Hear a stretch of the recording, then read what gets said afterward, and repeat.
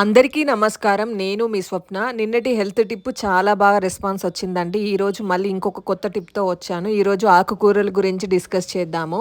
అందరూ చెప్తారు ఆకుకూరలు బాగా తినాలి, దాంట్లో పోషకాలు ఉంటాయని. ఎందుకనేది ఈరోజు మీకు చెప్తాను. సగటున 60-70 కేజీల బరువున్న మనిషికి ఎంత శక్తి అవసరం ఉందో ఇప్పుడు చూద్దాము. స్త్రీలకైతే 1800 క్యాలరీస్ అవసరము. అదే పురుషులకైతే 2100 అవసరము. సో ఎక్కువ బరువున్న వాళ్ళకైతే 1800 కూడా అవసరం లేదు. కొంచెం తక్కువ క్యాలరీస్ తీసుకోవడం వల్ల ఉన్న ఫ్యాట్ కరిగిపోయి కొంచెం వెయిట్ తగ్గే అవకాశం ఉంది. అయితే ఇప్పుడు మనం డిస్కస్ చేసే కూరగాయల టాపిక్ లో ఏంటంటే క్యాలరీస్ కౌంట్ చాలా తక్కువగా ఉంటుంది. మనం ఇప్పుడు ఒక్కొక్క ఆకుకూరలో ఎంత క్యాలరీస్ ఉంటాయో నేను చెప్తాను. 100 గ్రాములున్న పాలకూరలో 24 క్యాలరీస్ ఉంటాయి. అదే తోటకూరలో 30 క్యాలరీస్ ఉంటాయి. అదే పూనగంటి కూరలో 51 క్యాలరీస్ ఉంటాయి. గోంగూరలో 36 క్యాలరీస్ ఉంటాయి.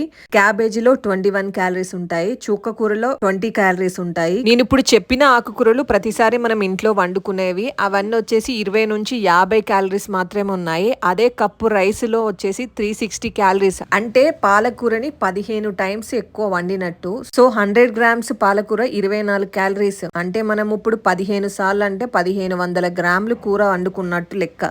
అందుకే డాక్టర్స్ కూర ఎక్కువ తినండి, రైస్ తక్కువ తిన్నా పర్వాలేదని చెప్పేదే. ఎందుకండి ఈ వీడియో మీలో చాలా మందికి యూజ్ అయిందని అనుకుంటున్నాను. ఈ వీడియో నచ్చితే లైక్ చేయండి, మీ ఫ్రెండ్స్ అండ్ ఫ్యామిలీకి షేర్ చేయండి, అలాగే నా ఛానల్ కి సబ్స్క్రైబ్ చేయండి. మళ్ళీ సరికొత్త టిప్పుతో మీ ముందుకు వస్తాను నెక్స్ట్ వీడియోలో. Thank you for watching.